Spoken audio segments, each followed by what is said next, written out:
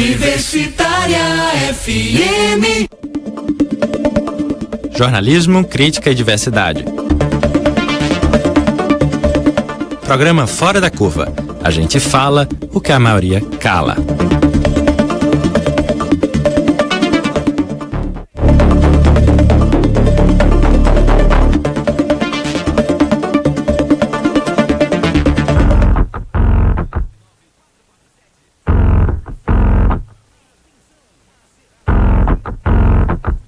Cadê meu celular? Eu vou ligar pro 80, vou entregar teu nome e explicar meu endereço. Aqui você não entra mais, eu digo que não te conheço e jogo água fervendo se você se aventurar. Eu solto o cachorro e apontando pra você, eu grito perto. Eu quero ver você pular, você correr na frente dos vizinhos. Você vai se arrepender de levantar a mão pra mim. Cadê meu celular? Eu vou ligar pro 80, vou entregar teu nome e explicar meu endereço. Aqui você não entra mais, eu digo que não te conheço e jogo água fervendo se você se aventurar. Eu solto o cachorro e apontando pra você, eu grito perto. Eu quero ver você pular, você correr na frente do vizinho. Você vai se arrepender de levantar a mão pra mim. Bom dia, ouvintes das rádios universitárias 99.9 FM e 820 AM. São 11h30 da manhã e começa agora o Fora da Curva, o programa que fala o que a maioria cala. Eu sou Manina Guiar e estarei com vocês todas as terças-feiras, sempre das 11h30 ao meio-dia. O nosso programa Fora da Curva vai ao ar de segunda a sexta, aqui na sua Universitária FM, com retransmissão pela Universitária AM. Você também pode acompanhar ao vivo pelo facebook.com/programa Fora da Curva. Repetindo, facebook.com/programa Fora da Curva. E também pela página da Marco Zero Conteúdo e pelo Facebook/Universitária 99.9. Participe do nosso programa pelo telefone 3879 5549. A Organização das Nações Unidas, ONU, revelou em 2015 que o Brasil era o 5º país do mundo no número de assassinatos de mulheres. O mapa da violência revelou que o número de assassinatos de mulheres negras cresceu 54% entre 2003 a 2013. A maior parte dos crimes são cometidos por pessoas próximas das vítimas.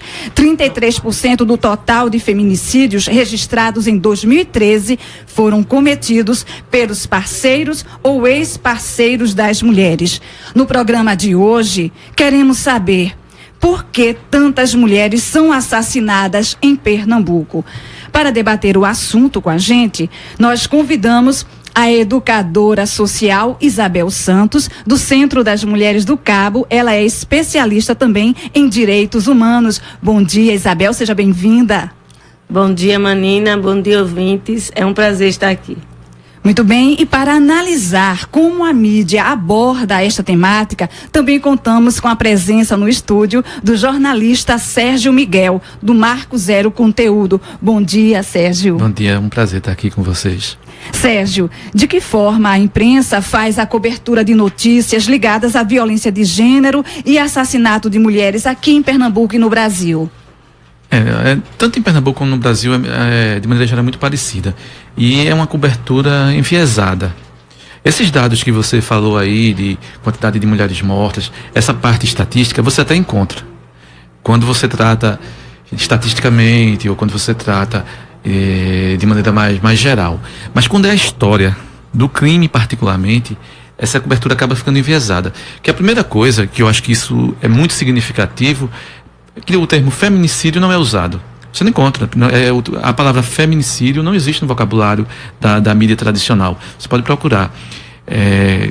Numa narrativa de um crime que um homem assassinou uma mulher, você encontra lá briga entre o casal, um crime passional, mas a palavra feminicídio não é usada.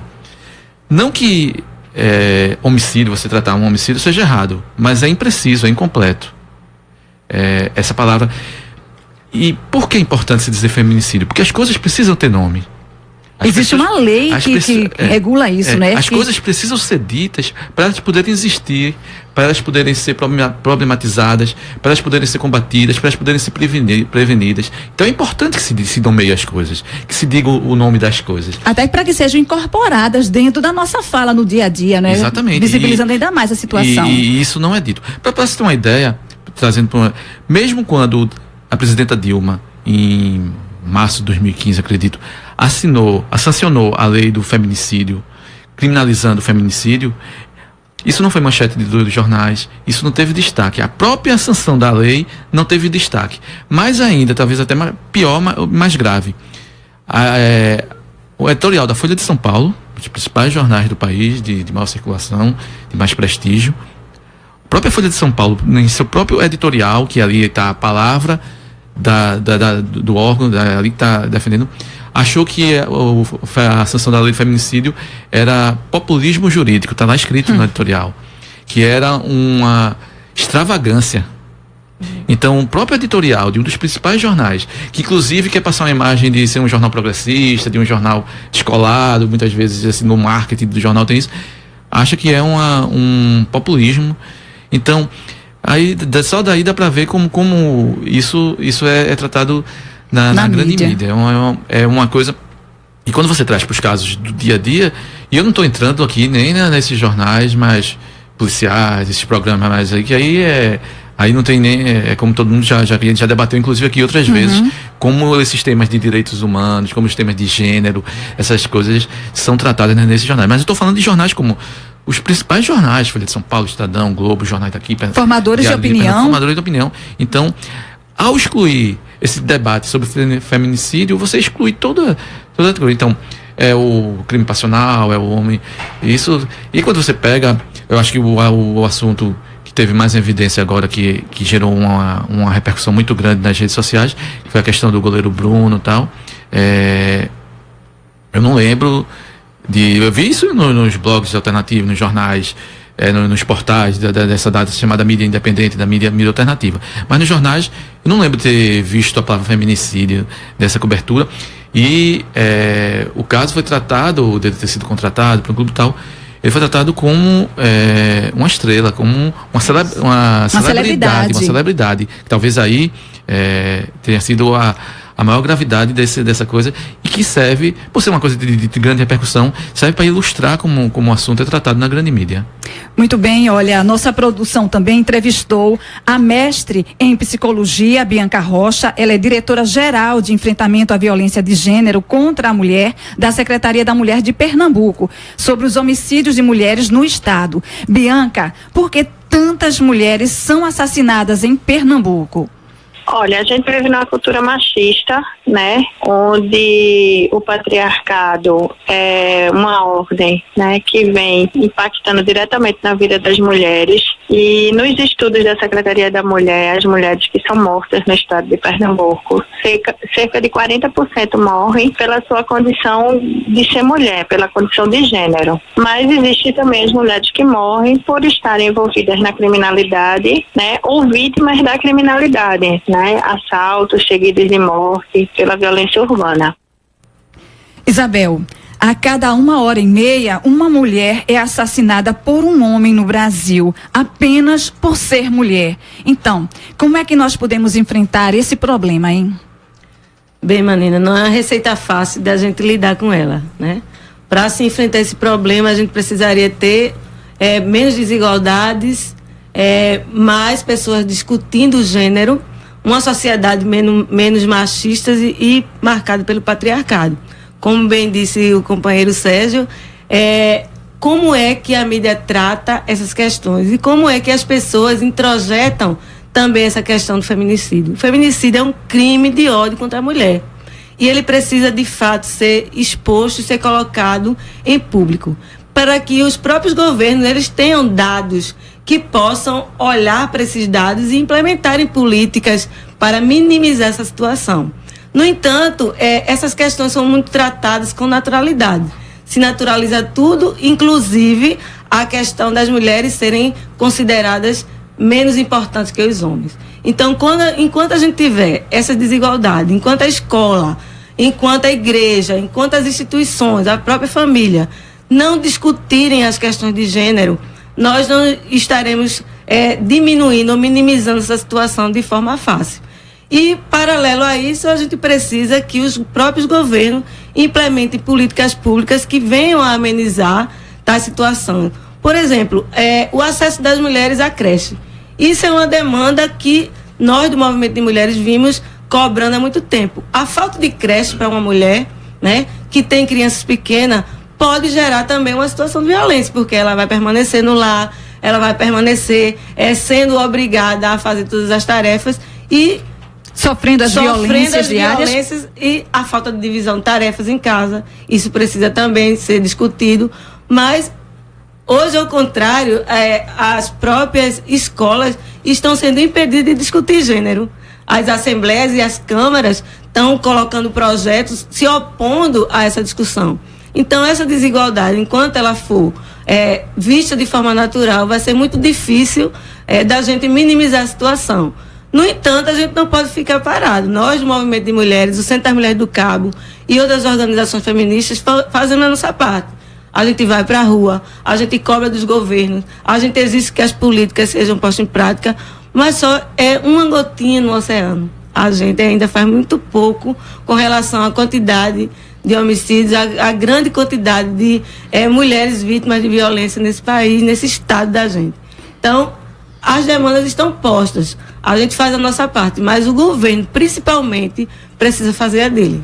Muito bem, o repórter Iveson Henrique entrevistou também a vice-presidente da Associação de Delegados de Polícia de Pernambuco, a Silvana Leles. Ela admite o crescimento dos índices de violência em todo o estado. Vamos ouvir? Como a associação tem percebido os altos índices de feminicídio em Pernambuco? Na verdade, a associação não vem percebendo só um aumento nos índices de feminicídio, mas em todos os tipos penais, né? Muitos homicídios, muitos assaltos a coletivos, muitos crimes patrimoniais. Então, houve um incremento de violência de maneira geral. É assim que a gente observa. O caso do feminicídio é mais um dentro desse cômputo de incidência tangencial para cima, né? Isabel, então, quais são as particularidades, né, da violência contra as mulheres, já que a gente vive num estado de insegurança que tem atormentado e muito a população? Podemos dizer, Manina, que o que é mais peculiar nessa questão da violência contra a mulher é a carga machista que está por trás dessa violência. Essa situação que eu acabei de falar, enquanto os homens acharem que as mulheres são inferiores, enquanto as escolas continuarem tendo uma educação sexista, enquanto a mídia não tratar desse assunto de forma coerente, enquanto os corpos das mulheres na mídia forem expostos como mercadoria, a gente não vai conseguir, né, avançar muito nessa situação. E a gente precisa cobrar que os governos eles ponham em prática também, né, políticas públicas que possam minimizar a situação. Então, por exemplo, o governo ilegítimo, quando chegou lá, a primeira coisa que ele fez foi destituir a SPM, que é a Secretaria de Política para as Mulheres. Consequentemente, os governos municipais e estaduais começaram também a destruírem ou acabar com aqueles núcleos ou equipamentos de políticas públicas que tinham nos governos para pensar política para as mulheres. Então, assim, enquanto os governos não acreditarem que a política da mulher é importante, que precisa ter um núcleo que pense e que possa ter também um orçamento específico para trabalhar essas políticas, a gente não vai avançar muito. Então, o movimento social faz a sua parte, as organizações feministas cobram, existe também algumas secretarias e coordenadorias que estão preocupadas com essa situação, no entanto, a grande gama de governo foge a essa regra. Por exemplo, a gente tem aqui no estado de Pernambuco cidades em que a violência contra a mulher é muito alta. Nós lá no Centro das Mulheres do Cabo, ano passado, trabalhamos com um grupo de mulheres e de organizações que trabalham com as mulheres e formamos uma rede para discutir o feminicídio no território estratégico de Suape. A gente chama esse movimento de CONFEM, né? A gente começou a monitorar a violência nas 7 cidades, nas 8 cidades do território estratégico de Suape. E a gente via que nas cidades que tem um organismo forte, que tem uma rede articulada, uma rede organizada, havia um arrefecimento da violência. No entanto, não era fácil. Eu soube recentemente que na cidade de Jaboatão, que tinha essa rede estruturada no governo anterior, hoje o governo municipal destruiu uma ação que foi posta pelo governo passado, que é o botão do pânico. Que é uma das questões que faz... Que botão é esse? O botão do pânico é um instrumento que foi utilizado para que as mulheres que sofrem violência, que são ameaçadas de violência, elas possam acionar esse botão e a Patrulha Maria da Penha, que é um outro equipamento que tem no município, possa atender e assistir essa mulher naquela hora. Então, o novo prefeito que entrou, além de destituir a secretaria, ele também acabou com esse equipamento, que foi uma conquista das mulheres. Então, enquanto os governos não levarem a sério essa situação, não olharem para a violência como uma coisa prioritária, a gente não vai avançar muito. Muito bem, essas discussões você acompanha na Universitária, a sua rádio pública. Fora da Curva, jornalismo, crítica e diversidade. Para você que sintoniza agora a sua Universitária 99.9 MHz, este é o programa Fora da Curva, jornalismo, crítica e diversidade. Você pode acompanhar também pela Universitária AM 820 kHz e pela internet. É só acessar facebook.com/programa Fora da Curva e pela página Marco Zero Conteúdo e também pelo Facebook/Universitária 99.9. No programa de hoje, nós queremos saber por que tantas mulheres são assassinadas em Pernambuco.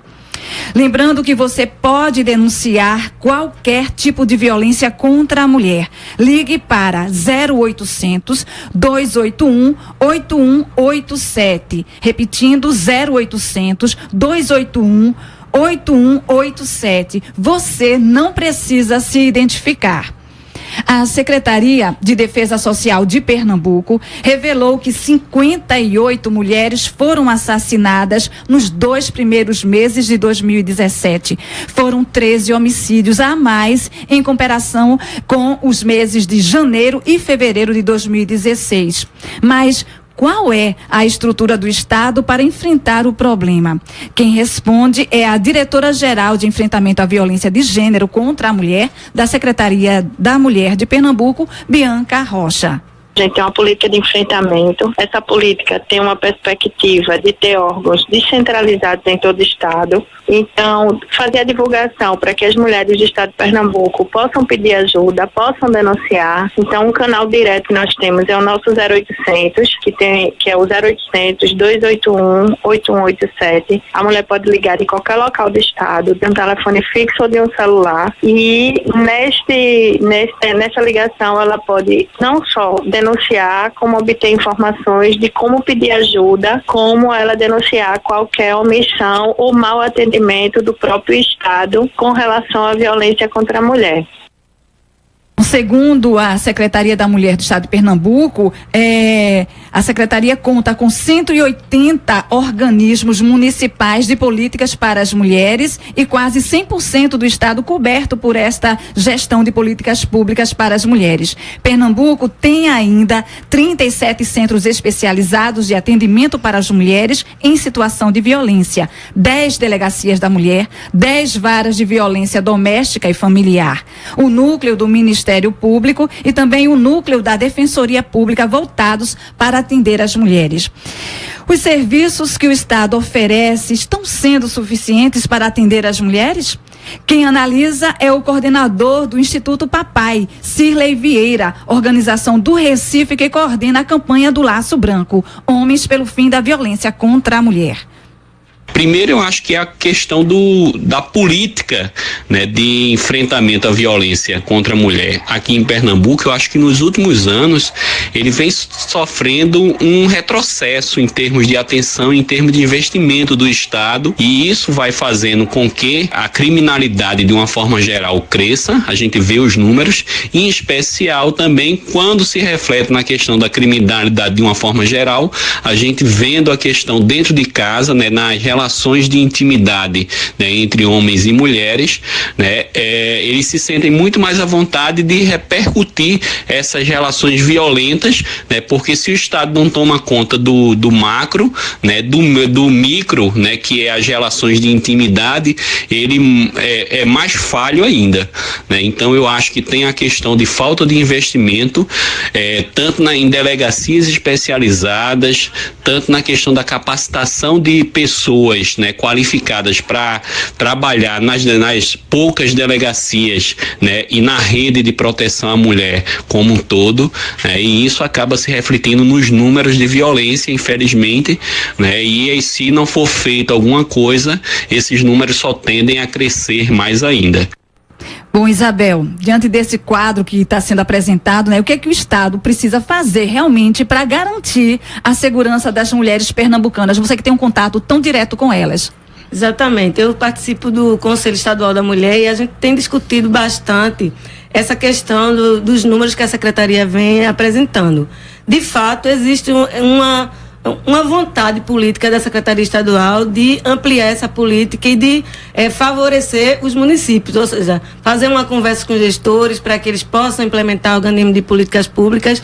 No entanto, quando a gente vai para o miudinho, para a realidade mesmo, para a base, a gente percebe que a realidade é totalmente diferente.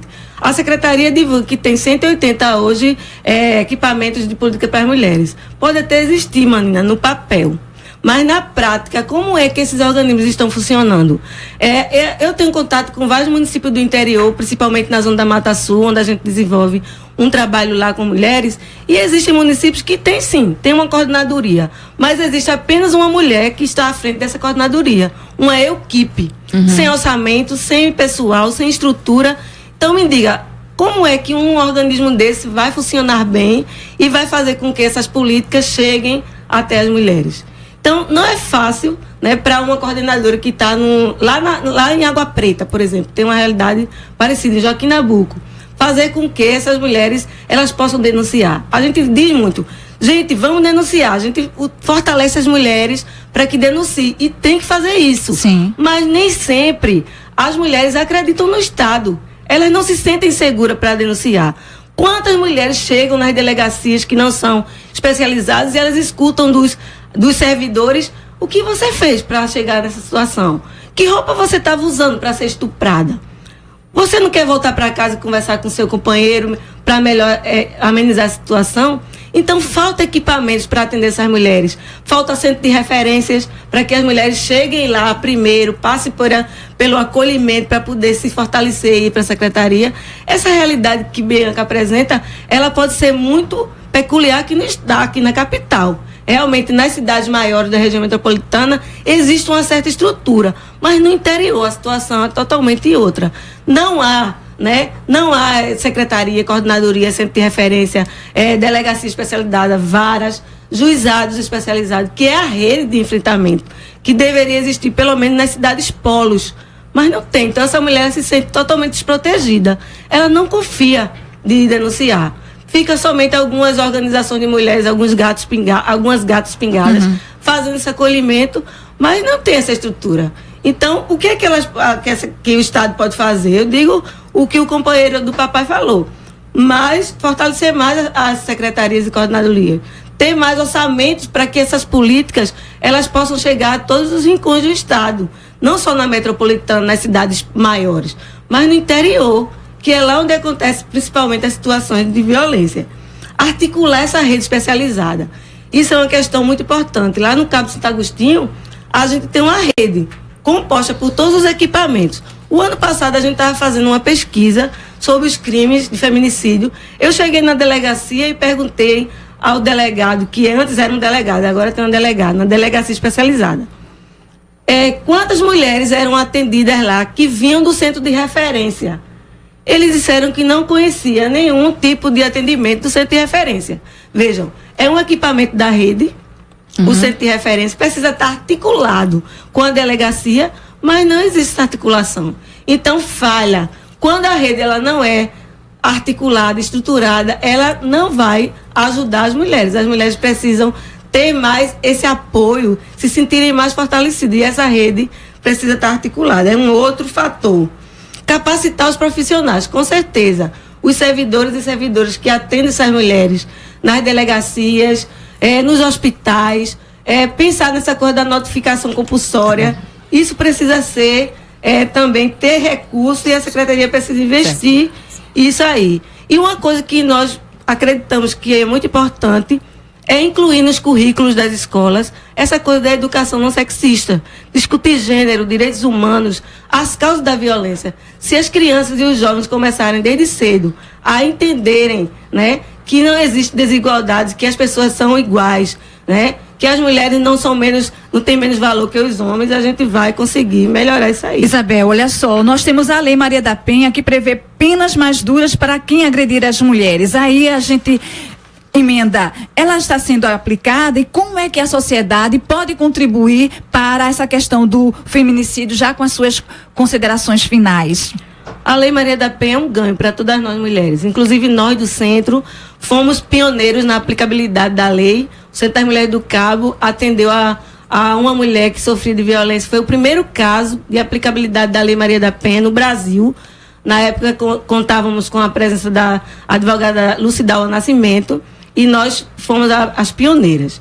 Mas, assim, como eu falei, a lei veio para coibir e para prevenir a violência. Mas para que ela seja aplicada, o Estado precisa fazer sua parte.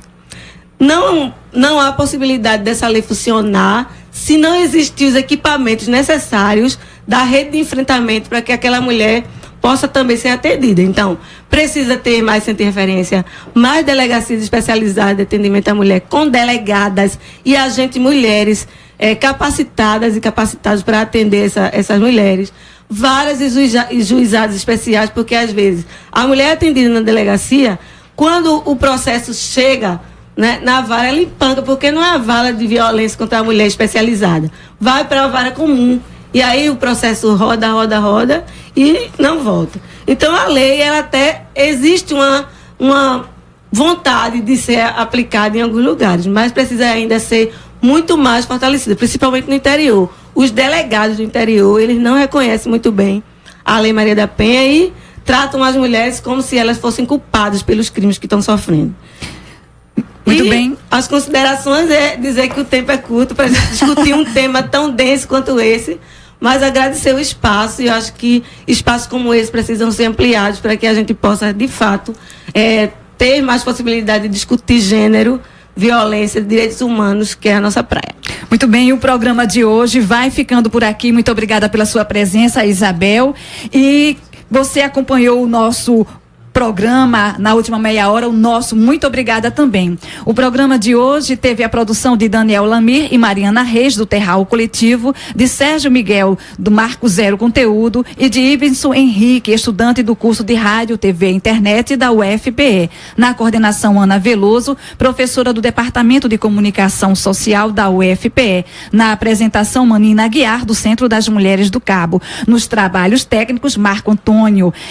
Nas redes sociais, Daniel Lamir, Camila Souza e André Medeiros. O Fora da Curva é uma realização do Departamento de Comunicação Social da UFPE, em parceria com o Núcleo de Rádio e TV Universitária, Departamento de Sociologia, Marco Zero Conteúdo, Centro de Cultura Luiz Freire, Centro das Mulheres do Cabo, Centro Sabiá, Terral Coletivo. E olha só, na próxima sexta-feira, um recado do pessoal do SOS Corpo, dia 31 de março, sexta-feira, o Fórum de Mulheres de Pernambuco, a Articulação de Mulheres Brasileiras e a Articulação Feminista Marcosul promovem um encontro internacional para discutir os desafios para a atuação do movimento feminista na América Latina. O evento vai acontecer no SOS Corpo, na Rua Real da Torre, 593, Madalena, aqui no Recife. Ativistas do México, Chile, Guatemala, Bolívia, República Dominicana, Uruguai, Argentina, Paraguai, Bolívia, Peru e Brasil participam do encontro. As participantes também pretendem denunciar os altos índices de crimes praticados contra mulheres e meninas na América Latina. Lembrando que a equipe de hoje vai estar de volta na próxima terça. Amanhã você fica com a apresentação de Paula Reis com o tema Vamos ficar sem os bancos públicos? Perdeu o programa de hoje? Quer partilhar com os amigos e amigas? Acessa facebook.com/programa Fora da Curva e também pela página da Marco Zero Conteúdo. Fora da Curva, seu programa de jornalismo, crítica e diversidade. Aqui a gente fala o que a maioria cala. Boa tarde.